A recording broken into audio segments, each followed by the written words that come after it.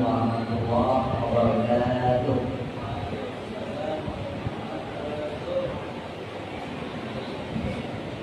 Sudah pada makan siang belum? Alhamdulillah. Yang depan baru minum siang. Makan siangnya tadi sebelum Jumat. Bismillahirrahmanirrahim. Alhamdulillah wassalatu wassalamu ala Rasulillah wa ala alihi wa sahbihi wa man wala. Asyhadu an la ilaha illallah wahdahu la syarika lah wa asyhadu anna Muhammadan abduhu wa rasuluhu amma ba'd. Gimana kabarnya Ustaz dan Ustazah, sehat? Alhamdulillah. Ada yang kurang? Tidak ada. Alhamdulillah. Di tengah panas yang terik ini, Allah dengan kelembutannya dan rahmatnya mengumpulkan kita di tempat yang mulia, yaitu salah satu rumah Allah Subhanahu wa Ta'ala, yang telah Rasulullah SAW berikan kabar gembira kepada kita bagi mereka yang mau hadir di rumah-rumah Allah Subhanahu wa Ta'ala untuk mendengar firman-Nya, hadis Rasulnya, dan mempelajari ilmu agamanya, yaitu kabar gembira dari Nabi SAW, di mana beliau bersabda, "Majtama'a qaumun fi baitin min buyutillah yatluna kitaballah wa yatadarasunahu bainahum illa nazalat 'alaihim as-sakinah wa ghasyiyatuhum rahmah wa hafathumul malaikah wa dzakarallahu fi man 'indah." Rasulullah katakan dalam hadisnya, tidaklah suatu kaum, kita ini kaum apa bukan? Kaum, ya. Tidaklah satu kaum berkumpul di salah satu rumah Allah. Ini rumah Allah bukan? Rumah Allah. Bukan klub ya. Bukan di suatu. Barang siapa suatu kaum berkumpul di rumah Allah Subhanahu wa Ta'ala, mereka membaca ayat-ayat Al-Quran dan mempelajarinya. Di sini kita ngegosip apa belajar Al-Quran? Belajar Al-Quran, bukan gosip ya, bukan main HP ya. Jadi jangan main HP, setan HP.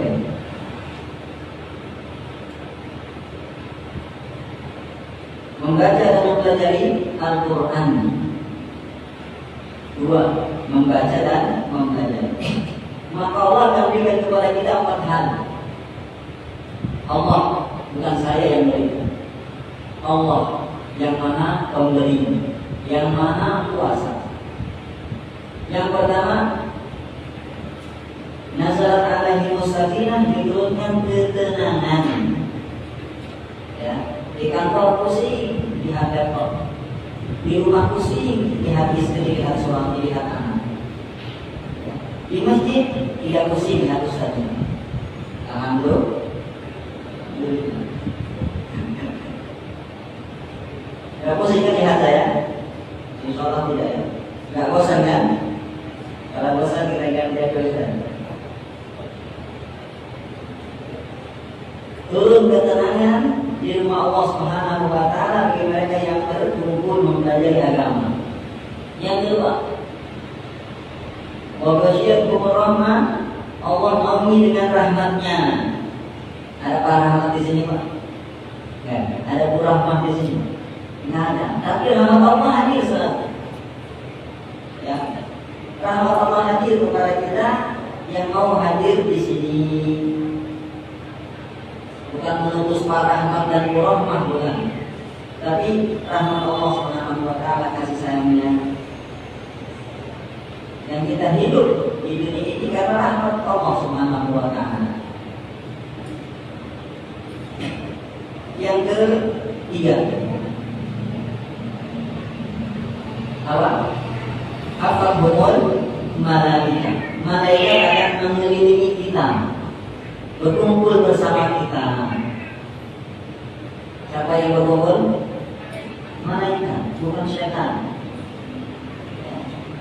Beruntung bagi mereka yang majelisnya dihadiri malaikat, makhluk yang sangat mulia. Ya. La ya'sunallaha ma amarahum wa yaf'aluna ma yu'marun. Malaikat itu anti maksiat dan terus taat. Kita terus maksiat, gak berhenti maksiat. Allah musta'an. Makanya agar kita lebih baik, maka bersama orang-orang baik, bersama makhluk yang baik. Salah satunya malaikat Allah Subhanahu wa taala. Jadi sini tempatnya. Kemudian yang terakhir yang paling dahsyat, wa dzakarahumullahu fi man indah. Allah akan menyebut nama kita di hadapan para malaikat.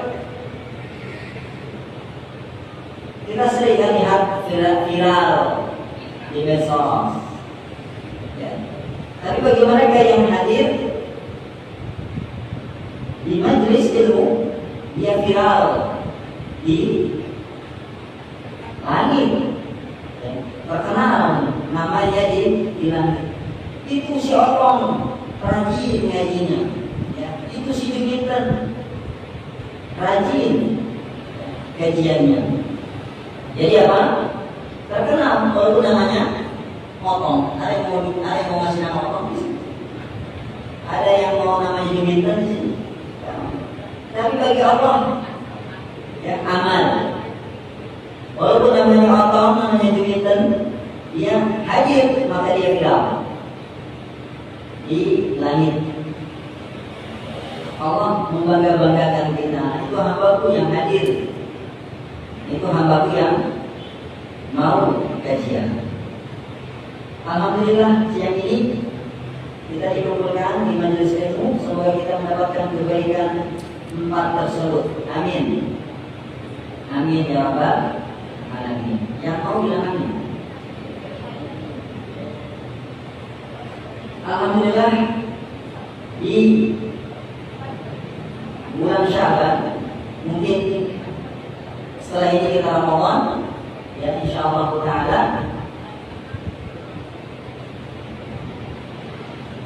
kita akan melanjutkan pembahasan kita. Ini karakteristik, ini prinsip. Hati-hati. Ini saya kasih tutorial untuk mengganti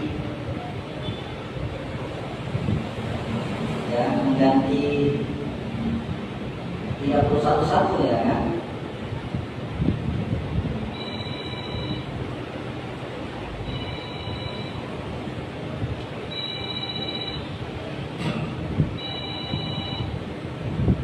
Matikan hasilnya Pak. Baru udah kesel ya. Maka kita akan terjadi semua. Jangan lupa subscribe, like, dan share ya. Biar gak ngantuk ya. Baik, prinsip manhaj salaf dalam akidah yang keempat, ya berarti sudah berlalu 1, 2, 3. Ya, sekarang kita masuk ke yang keempat. Yang pertama apa? Ini flashback dulu. Karena kalau nggak flashback dulu. Sumber akidah adalah Al-Quran dan As-Sunnah serta ijma' salafus saleh. Karena kesepakatan para ulama salafus saleh itu maksum, tidak mungkin salah. Ya, sesuai dengan hadis Nabi Shallallahu Alaihi Wasallam. Kemudian yang kedua, menjadikan sunnah yang sahih sebagai hujjah secara mutlak, ya, tanpa membeda-bedakan hadis mutawatir atau hadis ahad. Yang penting dia sahih, kita terima, kita amalkan. Kemudian yang ketiga, memahami Al-Quran dan hadis berdasarkan pemahaman ulama salaf, bukan pemahaman kita, bukan pemahaman si dia, bukan pemahaman ketua umum, tapi pemahaman salafus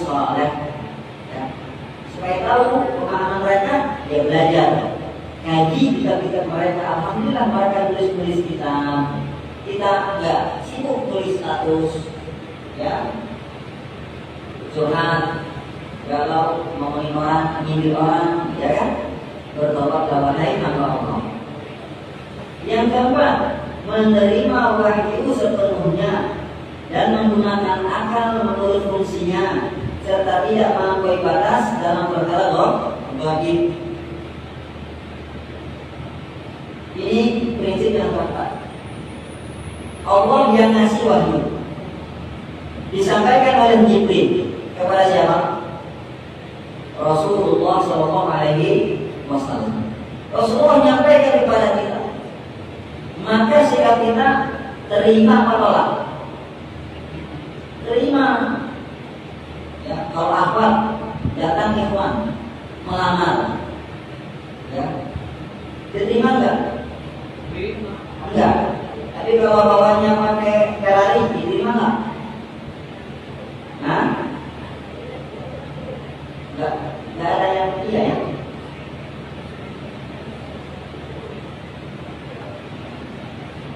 Kalau wahyu, maka mutlak kita terima, suka nggak suka, berat atau ringan. Ya, kata Imam Ibnu Zuhri, Muhammad bin Az-Zuhri, seorang tabi'in, rahimahullah taala, minallahi risalah wa 'ala rasul al-balagh wa 'alaina taslim. Dari Allah lah risalah Islam ini, dan Rasulullah yang menyampaikannya, dan kita kewajibannya adalah menerimanya. Menerima, tunduk dan patuh. Kenapa menerima? Datang dari Allah. Yang namanya datang dari Allah pasti baik. Asa an takrahu syai'an wa huwa khairun lakum. Asa an tuhibbu syai'an wa huwa syarrun lakum. Kadang kita menyangka itu baik, ternyata buruk. Terkadang kita nyangka itu buruk, ternyata apa? Baik. Allah ya'lam wa antum la ta'lamun. Allah Maha tahu, kalian Dia tahu. Makanya apapun perintah dari Allah, kita sami'na wa ata'na. Jangan sami'na wa pikir-pikirna. Aku dengarkan ya Allah, aku taati ya Allah. Sepintar apapun kita, mau titelnya itu berjejer, S1, S2, S3, S4, S3, ya, S3, S4, jadi harus pantas ini. Taruh di belakang. Kalau berhadapan dengan Al-Quran, hadis taruh di belakang, gelar kita. Ya. Makanya kita bersyukur, walaupun kita cuma lulusan SD, SMP, SMA, ada yang S1, ada yang S2, ya, ada yang punya STL, S2, kita bersyukur kita diberikan nikmat Islam. Kita lihat tetangga sebelah kita, negara sebelah kita, ya, India misalnya, India. Pintar-pintar orangnya, cerdas-cerdas, perempuan-perempuan banyak. Tapi lihat, sapi disembah, kencing, air kencing sapi diminum, itu disembah, ular dicium,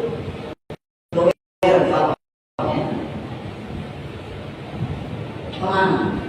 Alhamdulillah, walaupun kita cuma lulusan, ya, S4, SD, SMP, SMA, S1, kita membedakan mana Allah, mana Tuhan yang berhak disembah dan mana Tuhan yang, ya, tidak berhak disembah. Ini nikmat dari Allah. Maka itu kita gunakan, ya, agar kita ini sesuai fungsinya. Fungsi akal apa? Memahami perintah Allah itu, mempelajarinya, dan jangan sampai melampaui batas. Terkadang orang karena saking pinternya, ya, merasa dirinya hebat, dia mencoba berpikir masalah ghaib, ya, kebablasan namanya ini. Kenapa? Karena Allah yang mengatakan la tudrikul absar. Allah tidak mungkin dicapai oleh panca indera, oleh akal pikiran kamu. Dan Rasul mengatakan tafakkaru fi khalqillah, berpikirlah ya, seputar makhluk-makhluk Allah saja. Jangan berpikir tentang Allah. Karena kita gak bakalan sanggup. Jadi gunakan akal kita dalam hal lain, pikirin gimana ya supaya selamat dunia akhirat, sukses dunia akhirat. Pikirin kalau jomblo, pikirin gimana supaya bisa nikah. Ya udah nikah, pikirin gimana menafkahi keluarga. Ya. Yang punya anak, pikirin gimana anakku ini menjadi qurratu a'yun, ya, penghibur hati, penyejuk mata, bukan menjadi beban pikiran.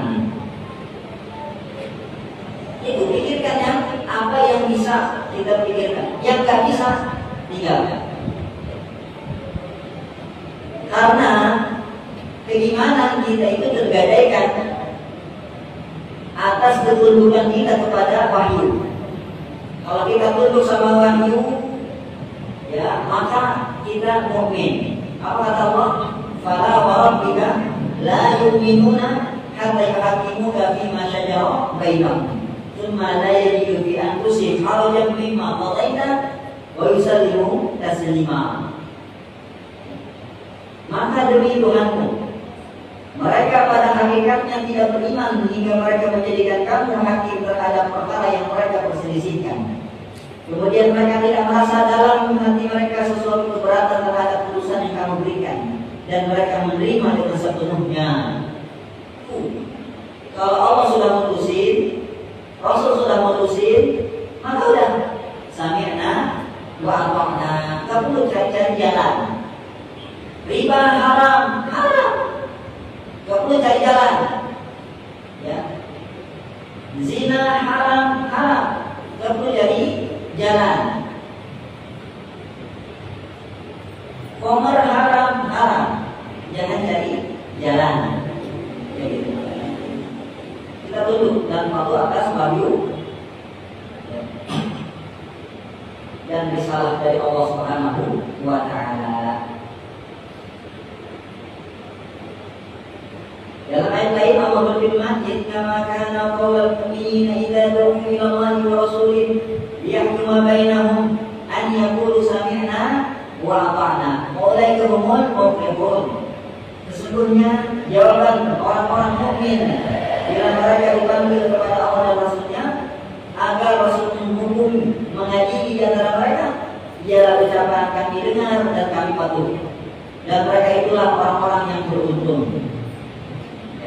Orang yang beruntung bukan mereka yang mengedepankan akal, tapi yang beruntung adalah mereka yang taat Allah, taat Rasul. Ya. Ada ucapan Imam Ahmad, orang yang mengedepankan akal tidak akan pernah beruntung selamanya. Kenapa? Akal terbatas.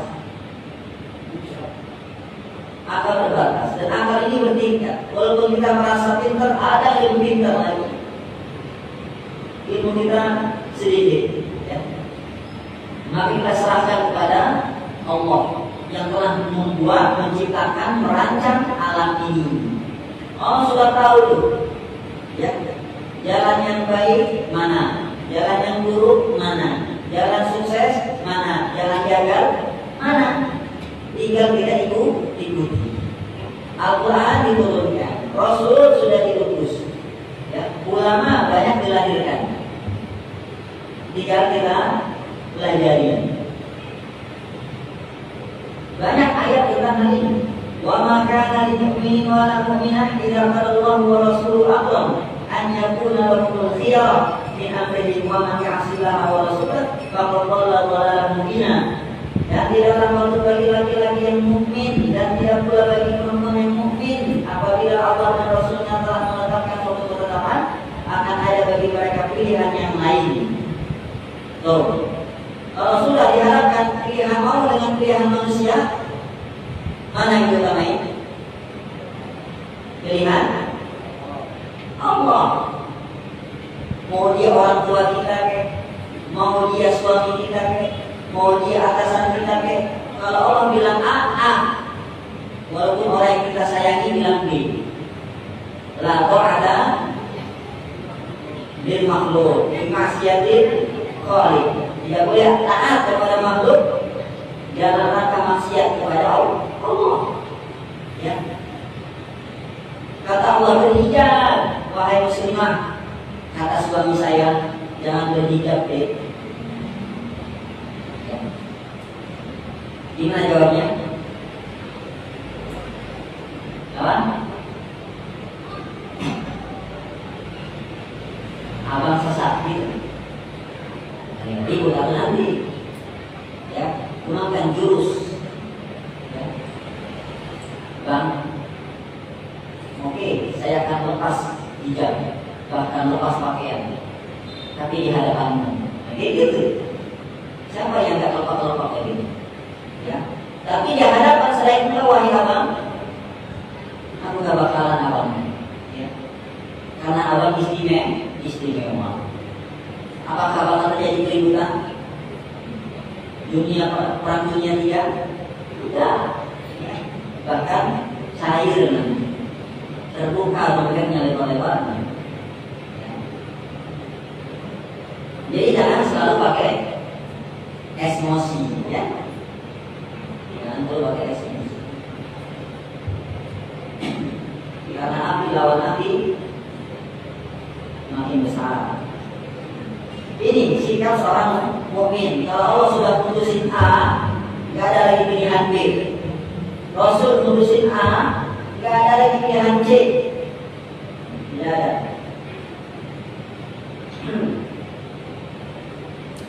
Makanya kata ulama, al-khiyaratu khiyarullah. Pilihan terbaik pasti pilihan Allah. Ya. Pasti pilihan Allah Subhanahu wa Ta'ala. Makanya kita serahkan saja, tawakal sama Allah. Ya Allah, aku sholat sesuai waktunya, padahal di situ ramai pelanggan. Ya, ya Allah, aku hadir di majelis ilmu, padahal aku capek. Ya Allah, aku puasa di bulan Ramadan, padahal makanan tersajikan. Ya. Padahal itu apa? Sudah perintah Allah kita laksanakan. Pilihan Allah kita ambil, insya Allah keselamatan, kebahagiaan dan kebaikan untuk kita semua. Bukti nyata sudah terlihatnya nyata. Kita ambil contoh sebuah negara yang menerapkan hukum Islam, Bagaimana negara tersebut? Apakah makmur sejahtera atau hidup melarat? Makmur sejahtera, karena Allah tetapkan berhukumlah dengan hukum Allah, ya, berhukumlah dengan hukum Allah. Jangan mengambil hukum selain Allah. Bahkan Nabi yang bima anzalallah faulai humud zalimun. Barang siapa yang menghukum dengan selain hukum Allah, maka dia orang-orang zalim. Terbukti yang mengambil pilihan Allah, Rasulnya, hidupnya akan bahagia. Ini yang apa? Ketika Allah memerintahkan hijab, sedangkan kaum feminis bilang buka hijabnya, mana pilihan terbaik? Pilihan Allah. Apa akibatnya buka hijab? Ditoyok-toyok, dicorek-corek, disilut-silutin, dipelototin, diganggu, bahkan diperkaos.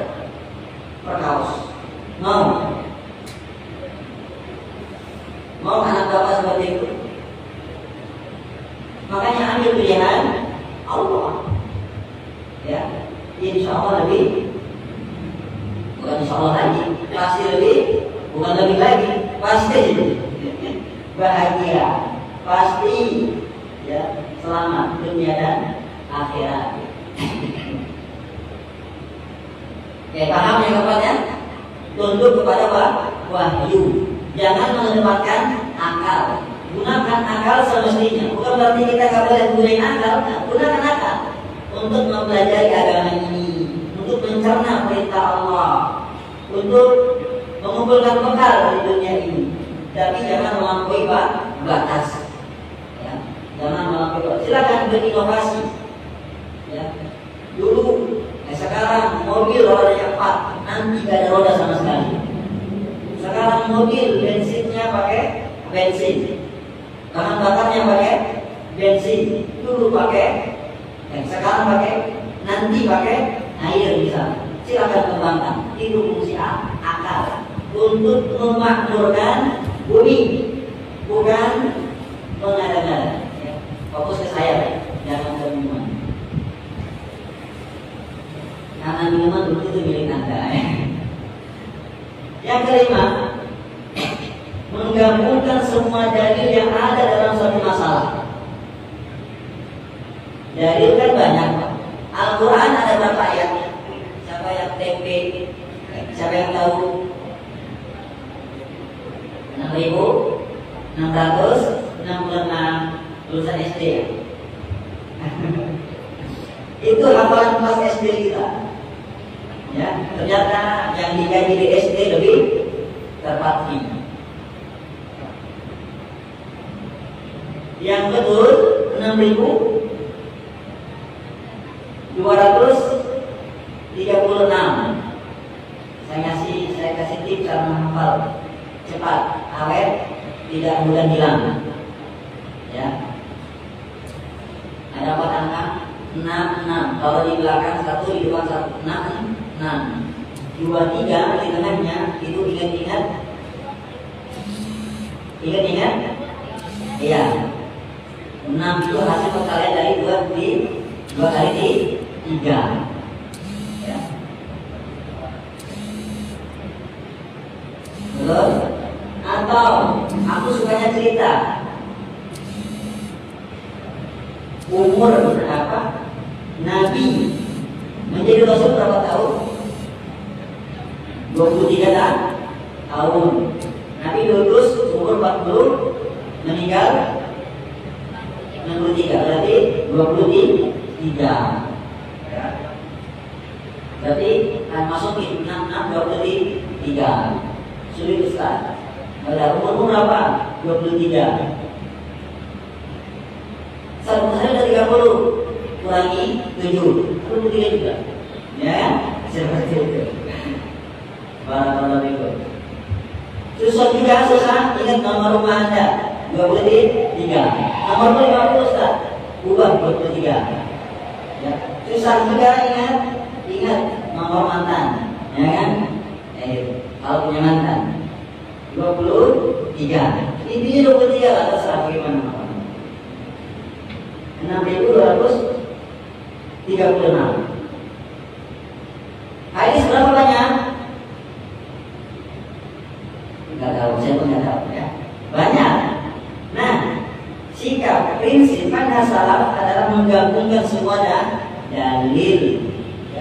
Dalam satu masalah, misalkan masalah apa? Sholat. Jangan cuma ambil satu dalil wa aqimus sholat atau wa aqimus sholat dari dzikri. Tegakkanlah sholat untuk mengingatku. Kalau cuma ini yang diambil, datanglah aliran sesat nanti. Jadi kata orang liberal, ya, kalau kita sudah ingat Allah tidak perlu sholat lagi. Logo gitu. Jadi ini ayatnya. Mereka punya dalil. Wa aqimus sholat di dzikri, ini ayat Allah kepada Musa. Wahai Musa, wa aqimus sholat di dzikri. Tegakkanlah sholat untuk mengingatku. Otak liberal main, ya. Berarti kalau udah ingat nggak perlu sholat, nah, kan kelengar kayaknya namanya. Ya, padahal Rasul sudah menjelaskan cara sholat. Sholu kama ra'aitumuni sholli. Hadisnya banyak dikumpulin dong. Al-Quran ambil, hadis pun ambil. Jangan cuma satu hadis pula. Kumpulin hadis banyak. Sampai ulama buat kitab sifat sholat Nabi, tata cara sholat Nabi. Ya, kumpulin. Supaya tidak sesat. Faedahnya apa? Pertama, memberikan gambaran yang sempurna atas suatu hukum. Ini tadi gambarnya sholat. Kita disuruh sholat, tujuannya supaya ingat. Berarti kalau dia ingat gak perlu sholat, salah. Ya, harus kumpulan dari nikah. Ya masyarakat manis tatang mengubah fal yatazawwaj. Wahai para pemuda, jika engkau mampu maka menikahlah. Jika sudah mampu maka menikahlah. Diambil dari ini. Ambil anak orang bawa kabur. Ngapain nikah? Dan itu kali besti, ya kan? Ini itu alasan benar. Dan seperti itu, kumpulin dalil. Datang ke walinya, minta izin. Bapak, ya, saya datang ke sini dengan niat ingin menikahi putri Bapak. Seperti itu. Nanti dinikahkan sama walinya, ada saksinya, ada maharnya. Kayak gitu. Jadi kumpulkan dalil supaya tidak sesat, ya, supaya sempurna gambaran suatu hukum. Ya. Di sini ustadznya, ya, bukan di sana ustadznya. Yang ketiga, yang kedua, menghilangkan anggapan dalil-dalil saling bertentangan. Jadi kalau kita kumpulin dalil, nanti kita tahu nih, oh ternyata tidak bertentangan. Oh ternyata saling melengkapi. Oh ini nasikh, ini mansukh. Oh ini mutlaq, oh ini muqayyad. Oh ini umum, ini khusus. Jadi saling apa? Menafsirkan. Ya. Hadis dengan hadis saling menafsirkan, saling melengkapi. Sehingga tidak ada kesan dalil ini bertentangan dengan dalil itu. Penting. Yang ketiga, menyelisih orang kafir dan ahli bid'ah. Karena mereka ini Pak, Ibu, Ustaz-Ustazah, yu'minuna bi ba'dil kitab. Mereka beriman kepada selain Al-Quran, kepada sebagian Al-Quran, wa yakfuruna bi ba'd, dan menolak sebagian yang lain. Itu sifat mereka. Ahlus sunnah tidak. Mereka ambil semua dari yang ada. Jadi tidak ambil sesuai selera. Contoh Khawarij, mereka ngambil dalil sesuai selera mereka untuk menguatkan akidah mereka yang rusak. Apa kata mereka kepada Ali? Wahai Ali, inil hukmu illa lillah. Hukum itu hanya mutlak dari Allah. Tak boleh kita berhukum dengan selain Allah. Tuh, diambil satu dan Al-Quran. Apakah Al-Quran salah? Tidak. Yang salah akalnya, orangnya. Dia cuma ambil satu dalil. Apa kata Ali bin Abi Thalib? Kalimatul haqqin urida bihal batil. Ini kalimatnya benar, Al-Quran. Tapi maksudmu itu salah. Pemahamanmu yang bermasalah. Ya. Tidak seperti itu. Bukan berarti orangnya berhukum dengan selain hukum Allah itu berarti mutlak kafir, bukan. Ada perinciannya dia. Ya. Seperti itu. Selama kita tidak meyakini hukum buatan selain Allah itu lebih baik atau setara dengan hukum Allah, maka tidak kafir. Tapi kalau sampai meyakini ya hukum selain Allah lebih baik, ya, atau setara dengan hukum Allah, maka ini kan kafir. Hukum adat lah, ya, KUHP dan lain sebagainya. Jangan sampai yakini lebih baik daripada hukum Allah atau sejajar dengan hukum Allah Subhanahu wa Ta'ala.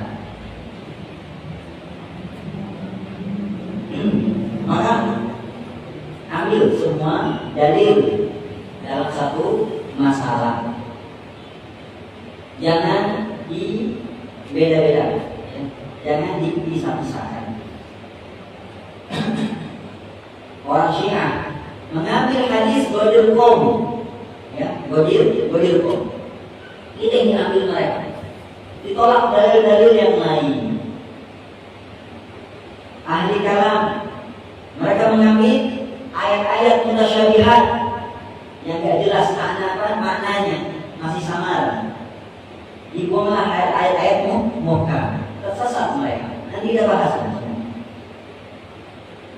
Contoh, ini kita contoh. Bil misal yattadihul maqal. Tadi sudah berikan contoh, sekarang lebih contoh lebih jelas lagi. Ini ada 4 ayat, Pak. 4 ayat. Ayat yang pertama, Ar-Rahman 'ala Arsyis. Ayat yang kedua, Aamintum man fis sama. Ya. Ayat yang ketiga, wa huwa ma'akum aynama kuntum. Ayat yang keempat, ma yakunu min najwa thalathatin illa huwa rabi'uhum wa la khamsatin illa huwa salisuhum wa la adna min dzalika wa la aktsar illa huwa ma'ahum aynama kanu. Berapa ayat? 4 ayat. Ahlus sunnah ngambil semua dari ini. Ahli bid'ah diambil sebagian, dibuang sebagian. Gimana Ahlus sunnah ngambil ayat ini semua? Ya. Ayat yang pertama Allah menjelaskan Allah beristiwa di atas arsy. Ayat kedua Allah menjelaskan Allah di atas langit. Ayat ketiga Allah menjelaskan Allah bersama kalian di mana saja kalian berada. Ayat keempat sama, menjelaskan Allah bersama kalian di mana saja kalian berada. Yang satu bilang di langit, yang satu bilang di atas arsy, yang satu bilang bersama kita di mana saja. Nah, di sini diuji keimanan orang beriman. Dibedakan mana ahlu sunnah, mana ahli bid'ah. Ahlu sunnah ngambil semua. Gimana caranya? Lihat. Ini penafsiran ya, para sahabat, tabi'in, para ulama, tafsir dan lain sebagainya. Pertama Ibnu Abbas, dia menafsirkan bahwa ma'akum aina ma kuntum ay alimun bikum aina ma kuntum. Maksudnya Allah Maha tahu di mana saja kalian berada. Berarti bersama bukan bersama secara zat. Bukan bersama secara zat, tapi bersama secara ilmu. Ya. Kemudian nanti anak akan simpulkan. Abdullah bin Mubarak, seorang tabi'in, wafat 181 Hijriah, berkata kepada Sufyan Ats-Tsauri, tabi'in, bahwa ma'akum aina ma kuntum, dan dia bersama kalian di mana saja. Maksudnya ilmunya bersama kalian di mana saja, bukan zatnya. Mustahil Allah bersama kita. Kalau Allah di WC, kalau kita sedang di kamar mandi di WC, apakah kita bersama Allah dengan zatnya? Kemudian Ibnu Jarir At-Tabari dalam tafsir, wa huwa ma'akum aina ma kuntum, maksudnya syahidul lakum ayuhan nas aina ma kuntum ya'lamukum wa ya'lamu a'malakum wa mutaqallabakum wa matqakum wa huwa 'ala arsyihi fawqa samawati sab'a. Lihat, itu jadi di sini mengumpulkan semua ayat jadi satu. Ini maksudnya Ahlussunnah. Dikumpulkan semua. Maksudnya apa?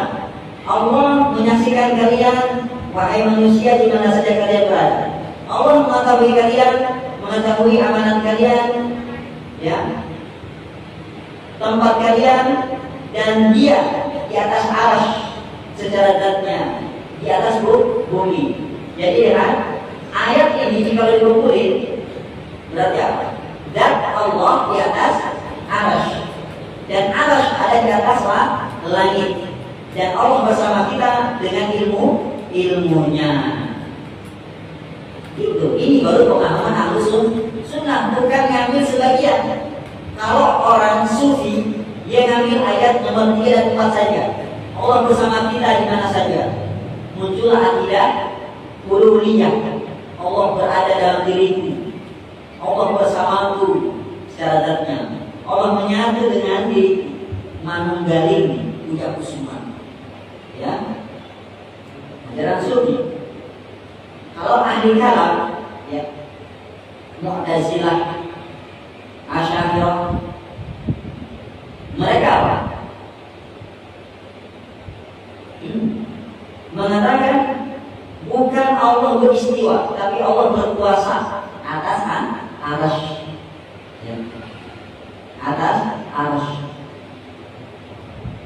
Jadi menafikan Allah beristiwa. Yang ini sudah jelas, diambillah yang mutasyabihat. Ini mutasyabihat. Ini yang jelas dan tegas, muhkam. Allah di atas arsy. Tapi mereka malah mengambil yang ini. Allah bersama kita di mana saja.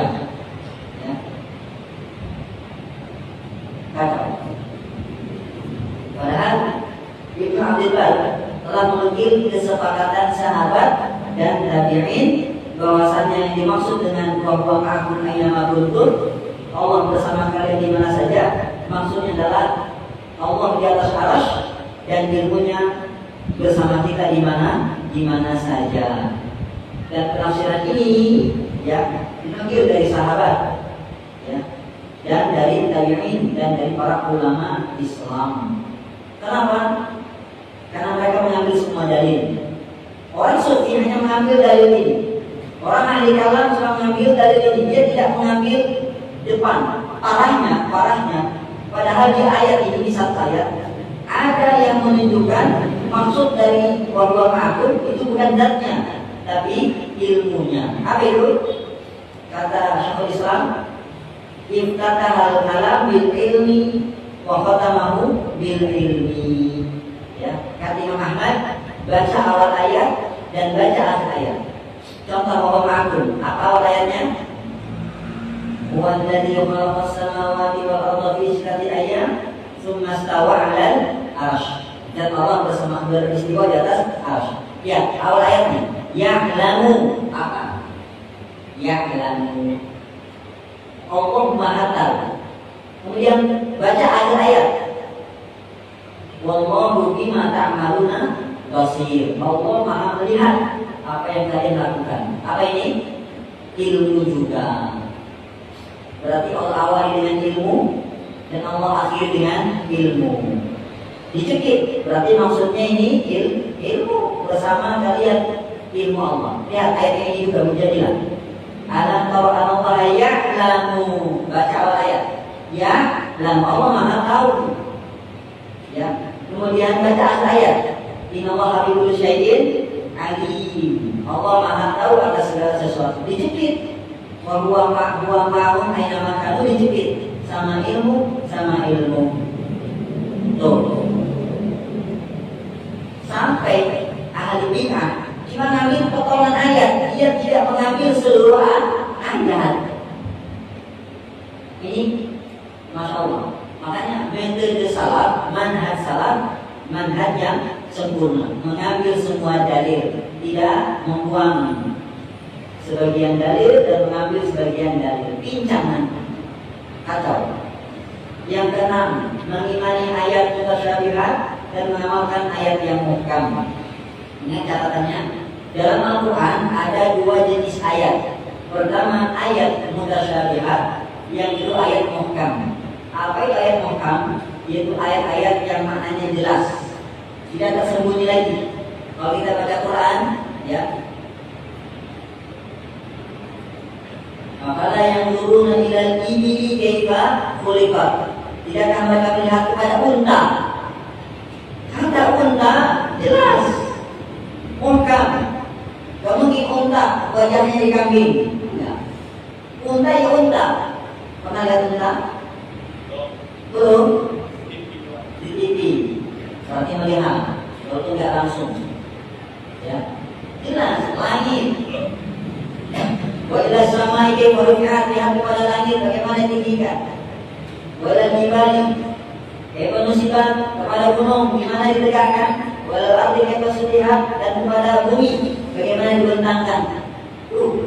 Jelas kok. Bumi, pohon, bintang, gunung, langit, jelas. Ini ayat muhkam. Di sana ada ayat yang mutasyabih, ayat yang maknanya samar, tidak jelas. Hanya orang-orang yang kuat keilmuannya yang memahaminya dengan pemahaman yang benar. Bahkan sebagai ulama mengatakan ayat mutasyabihat gak ada yang paham, gak ada yang tahu. maksudnya dari Allah. Contoh hari kiamat. Ada yang tahu hari kiamat kapan? Yas'alunaka 'anis sa'ati ayyana mursaha. Mereka bertanya kepada Muhammad tentang hari kiamat. When? Kapan terjadi? Tidak ada yang tahu. Huruf muqatta'ah. Alif lam mim. Ada yang tahu mananya alif lam mim? Angkat tangan, kasih aja. Ya. Ada yang tahu alif lam ra mananya apa? Tidak ada yang tahu. Ini mutasyabihat. Turunnya Nabi Isa, munculnya Dajjal. Ada yang tahu kapan?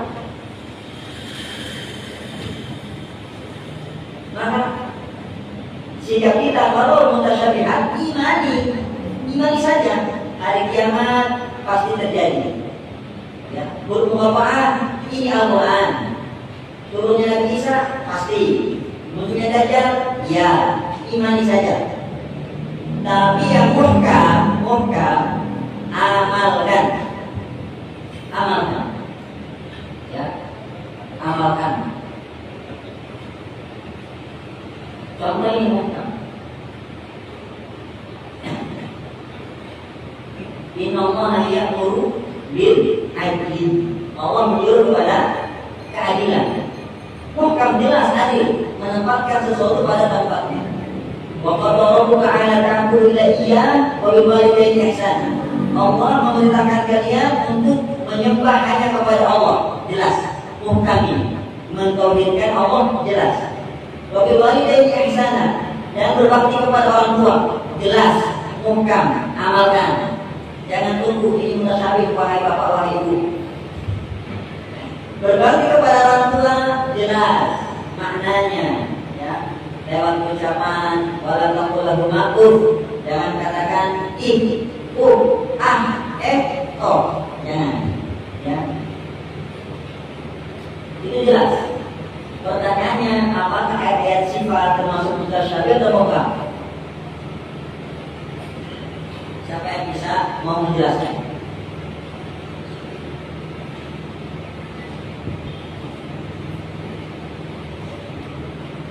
Ini kayak muka ayat ini. Ar-Rahmanu 'alal 'arsy istawa. Ini ayat sifat bukan? Sifat perbuatan Allah. Allah beristiwa. Istiwa maknanya 'ala wartafa. Ya, atas dan tinggi. Allah tinggi di atas arsy.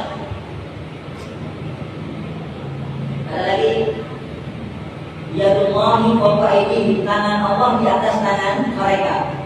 Ini ayat sifat. Ya. Sifat khobariyah namanya, sifat dzatiyah.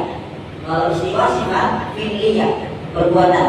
Kalau sifat khobariyah yaitu sifat yang kita hanya tahu dengan lewat Al-Quran, lewat hadis saja. Sifat zatnya Allah, tangan sifat zat Allah. Makanya sifat zatiyah. Bagaimana? Apakah ayat sifat termasuk ayat muhkam atau ayat mutasyabih? Kebanyakan orang menggolongkannya ke ayat mutasyabih, dan ini salah. Ayat sifat itu masuk ke ayat muhkam dari satu sisi, dan mutasyabih dari sisi yang lain. Muhkam dari segi maknanya. Ar-Rahmanu 'alal 'arsy istawa. Allah beristiwa di atas arsy. Yadullahi fawqa aydihim, tangan Allah di atas tangan manusia, tangan mereka. Ini secara makna muhkam, jelas. Gak perlu lagi mikir tangan Allah, apa maknanya tangan Allah. Lucu, ya. Tangan Allah gimana tangan Allah? Maknanya apa ya? Tangan ini ayat maknanya apa ya? Tidak boleh mengatakan aku gak tahu maknanya tangan Allah, karena ini ayat muhkam, jelas maknanya. Tangan ya tangan, tapi dia mutasyabih dari segi kaifiyahnya, hakikatnya. Di mana tangan Allah? Ini yang mutasyabih, yang gak jelas. kita nggak tahu gimana tangan Allah. Kalau tangan kita tahu ya, seperti ini. Tangan monyet tahu, ya. Tangan hewan tahu. Tapi tangan Allah nggak ada yang tahu. Makanya ayat sifat dia muhkam dari satu sisi, mutasyabih dari satu sisi. Muhkam dari segi makna jelas, tidak perlu ditakwil, apalagi ditolak. Ya, tidak perlu ditafwid. Ya, tapi dia mutasyabih dari segi kaifiyah. Makanya Imam Malik ketika ditanya wahai Imam Malik, Ar-Rahmanu 'alal 'arsy istawa. Allah beristiwa di atas arsy. Bagaimana istiwanya Allah? Maka Imam Malik mengatakan al-istiwa ma'lum. Istiwa itu diketahui maknanya, dia muhkam. Wal kaifiyah majhul. Akan tetapi bagaimananya, hakikatnya bagaimana, itu nggak tahu kita. Ini mutasyabih. Paham?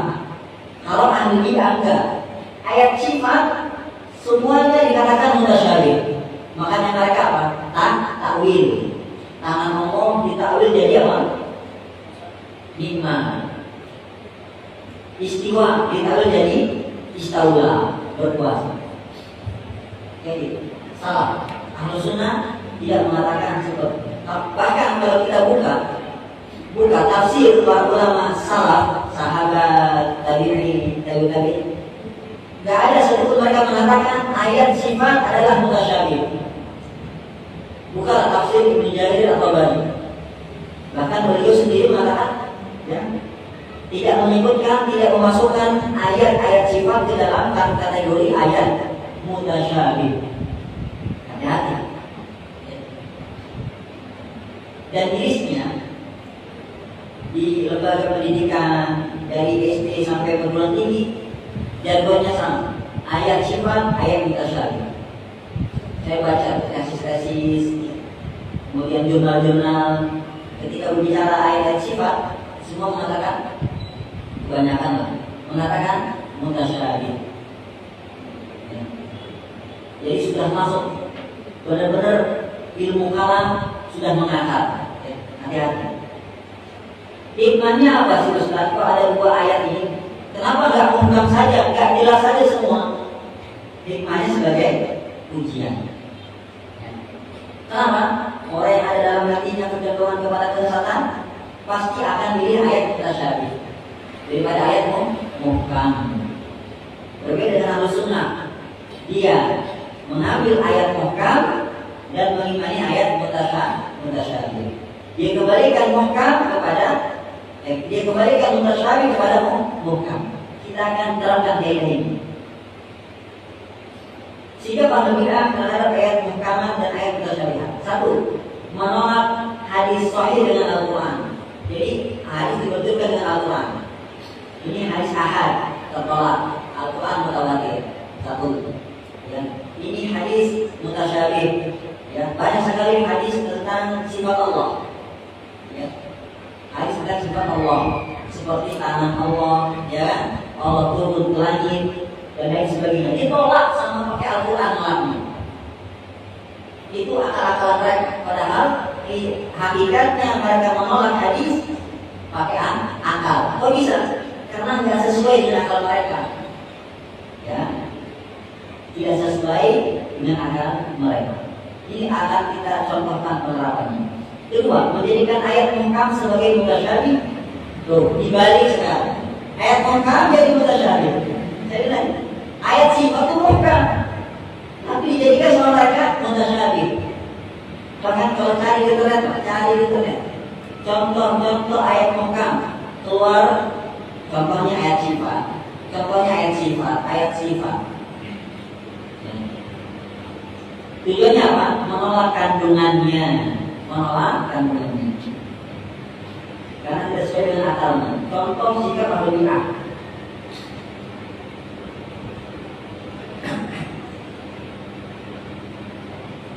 Yang pertama, ayat-ayat sifat versus ayat laisa kamitslihi syai'. Lihat, dibenturkan ayat-ayat sifat, ya, itu muhkam dari satu aspek sisi, dan mutasyabih dari suatu sisi.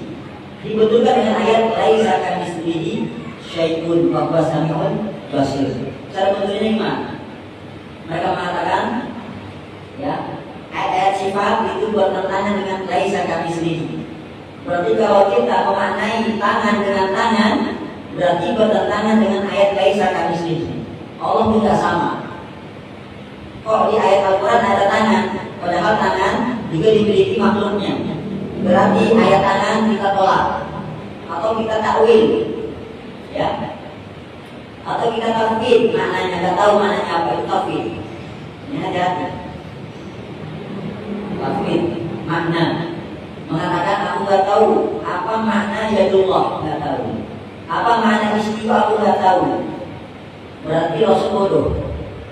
Berarti sahabat bodoh yang nggak tahu isi Al-Quran. Kan bahaya ya, madhab tafwid ini.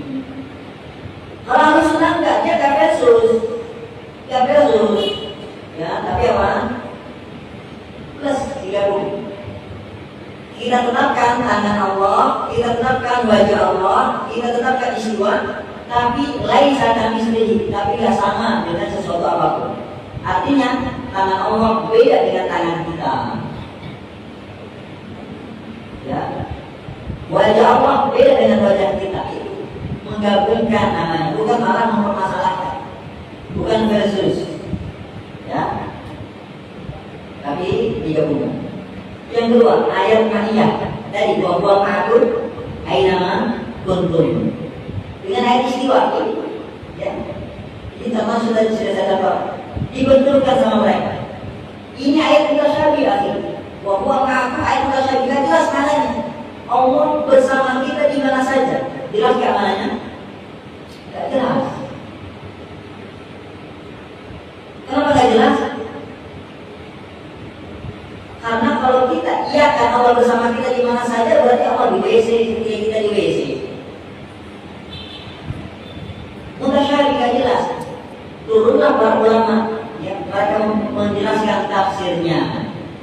Wa ma ya'lamu ta'wilahu illallah warasikhuna fil ilmi. Yang tahu ayat mutasyabih adalah Allah dan para ulama yang kokoh keilmuannya, para sahabat, tabi'in, tabi'in. Mereka mengatakan apa?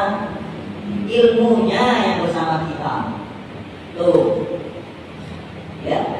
Itu metode ya, salah. Jadinya plus, bukan versus. Ayat syafaat, yakin Ahlus Sunnah dan hadis yang mutawatir, syafaat itu akan diberikan kepada ya, orang yang bertauhid. Rasulullah punya syafaat, diberikan oleh Allah syafaatnya. Ya. Para nabi, malaikat, bahkan teman-teman yang soleh juga bisa memberikan syafaat. Makanya perbanyak teman-teman soleh. Karena apa? Mereka akan memberikan syafaat kepada kita.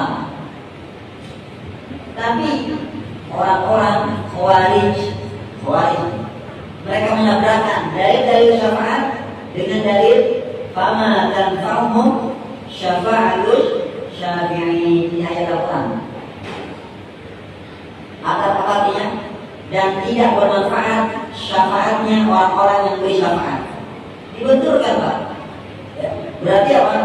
Syafaat tidak ada. Kenapa? Karena tidak ada satupun syafaat bermanfaat. Ini ayatnya. Ahlus Sunnah enggak. Ahlus Sunnah menggabungkan. Jangan ngobrol ya. Bisa digabungkan, tidak dipisahkan. Itu ya, cara penggabungannya bagaimana? Syafaat tetap bagi ahli tauhid, sedangkan maksud ayat ini bagi mereka yang ahli syirik. Kayak gitu, Ahlus Sunnah, ya, sangat salah. Yang terakhir ketujuh, tidak mendalami ilmu kalam dan tidak mengikuti takwil ahli kalam. Apa ilmu kalam? Ilmu yang menetapkan akidah dengan dalil-dalil logika. Padahal untuk menetapkan akidah, pakai apa? Pakai apa? Al-Quran, hadis, ijma' salah. Kan tadi kan yang ke satu. Ikhlaskan. Ta'wil menurut ulama salaf artinya tafsir. Kita sering baca itu di kitab, ada ta'wilnya, ada lagi. Jadi kalau ada ulama salaf yang mentawil, itu maknanya bukan mentawil, tapi mentafsirkan.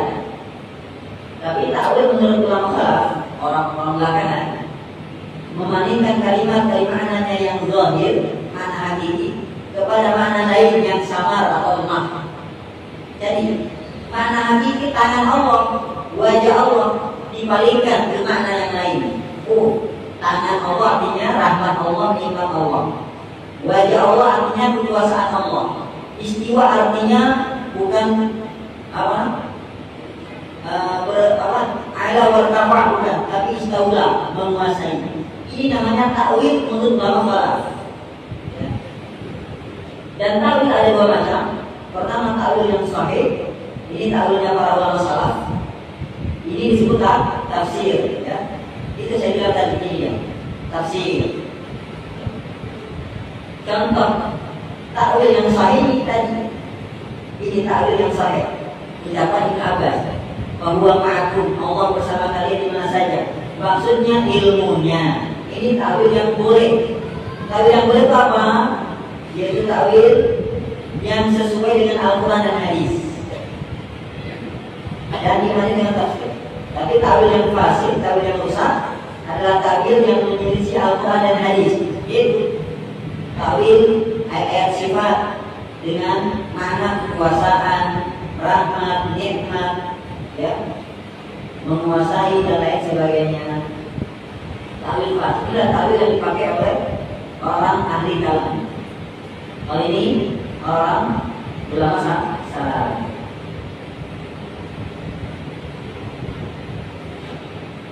Ilmu kalam kok bisa masuk ke dalam Islam? Ilmu kalam bukan bagian dari Islam, bukan berasal dari Nabi, bukan berasal dari sahabat. Dia dari Yunani, filsafat Yunani. Apa masuknya ketika pemerintahan Al-Ma'mun? Ya. Dari mana masuknya? Dari Pulau Cyprus. Bukan pulau kita ya. Dari Romawi. Makanya tersebar ilmu kalam ketika zaman beliau. Diterjemahkan kitab-kitab Yunani ke dalam bahasa Arab. Rusak. Akhirnya ulama-ulama kita. Dan ulama kalam sudah diterjemahkan oleh para ulama kita. Lihat Imam Syafi'i mencerca. Bahkan kata beliau, hukum pada ahli kalam adalah mereka dipukul dengan pelepah kurma dan dinaikin ke kuda, kemudian diarak keliling ke kabilah-kabilah dan suku-suku. Kemudian diserukan tentang mereka ini balasan orang yang tinggalkan Al-Quran dan Sunnah dan menghadap diri kepada ilmu kalam. Jadi ilmu kalam sudah ada pada zaman Imam Syafi'i. Tapi Imam Syafi'i tak mau belajar ilmu kalam karena sesat. Bahkan hukumannya ini diarak keliling desa, ya, dikulik. Imam Nawawi menjelaskan, Masya Allah, ucapan Imam Syafi'i, beliau menyetujuinya. Imam Nawawi jauh dari ilmu kalam. Imam Nawawi sibuk dengan hadis. Imam Malik juga mencerca, ya seandainya ilmu kalam adalah ilmu, niscaya para sahabat dan tabi'in akan membicarakannya. Ya. Tapi ilmu kalam adalah kebatilan. Imam Ahmad mengatakan, pemilik ilmu filsafat tidak akan beruntung selamanya. Para ulama filsafat adalah para zindik, musuh-musuh Islam. Makanya kebanyakan ulama kalam merusak, ya, merusak, bukan membetulkan, merusak dari dalam, menyesatkan umat. Barakallahu fikum. Alhamdulillah, materi telah selesai. Jika ada pertanyaan silahkan ditanyakan. Jika tidak ada, kita uji.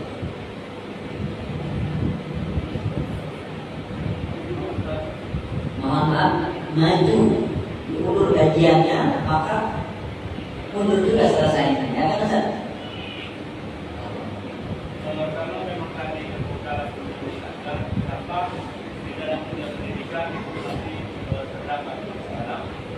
Pertama yang kedua di dalam beberapa ayat Al-Quran kalau kita lihat artinya ada Allah menggunakan kata kami untuk mengucapkan kata kami Yang merepotkan. Masya Allah. Syukuran jazakumullah. Pertanyaan pertama, kalau memang ilmu kalam itu sesat, kenapa sekarang banyak dipelajari? Ya, di mana-mana ada. Nah itu dia saya bilang. Karena tersusupi Islam, tersusupi. Awal mulanya dari Ma'mun tadi, Khalifah Ma'mun. Karena semangat untuk menyebarkan ilmu sampai ilmu Yunani itu diekspor, diimpor, diterjemahkan kita mereka sampai sekarang. Kenapa didoyani? Karena pakai akal. Sekarang saya tanya, orang pintar itu mereka orang yang tidak bertindak, orang cerdas itu akalnya bagus kan? Cocok, ya, ilmu filsafat dengan akal dia. Makanya kalau ada kecocokan, udah kan? Jadi contoh. Makanya banyak para ulama yang kesusupan ilmu kalam ini. Seperti itu. Karena sesuai dengan akal, makanya banyak yang gandrungi. Apalagi didukung oleh pemerintahan. Ini Khalifah Ma'mun menjadikan mazhab ulama kalam, bahkan sampai 3 periode. Ya. Ma'mun, Wazir, sama satu lagi, ya, Mutawakil kalau masalah. Itu menjadikan ahli kalam sebagai rujukan. Sampai Imam Ahmad di penjara dan disiksa. Bahkan banyak ulama dibunuh gara-gara menyelisih ilmu kalam ini. Jadi dilumpuh. Kalau orang sudah dilumpuh dengan kecocokan akal, ya, minat, kemudian dilumpuh dengan pemerintahan, ya udah. Sampai sekarang seperti itu. Kemudian soal kedua, kenapa ada Al-Quran pakai bahasa kami? Inna ja'alna, kami jadikan. Inna khalaqna, kami ciptakan. Ya, inna auhayna, kami wahyukan. Kenapa? Itu usul bahasa Arab untuk menunjukkan al-dhamah, kemuliaan. Ya. Seringkali bahkan di bahasa kita pun ada. Ya. Untuk menunjukkan apa? Kemuliaan, kehormatan. Seperti itu. Jadi Allah mengangkat dirinya, memuliakan dirinya dengan kata kami. Bukan berarti Allah banyak. Bukan. Dan usul bahasa Arab, bahkan di setiap bahasa seperti itu. Kami ya sangat menghargai, kami menghormati, kami ucapkan terima kasih pada yang ngomong satu orang. Oke. Ada lagi dari awal. Jika tidak ada, mari kita melangkah ke ujian hidup ini. Saya buka dulu soalnya. Silakan tidak dulu.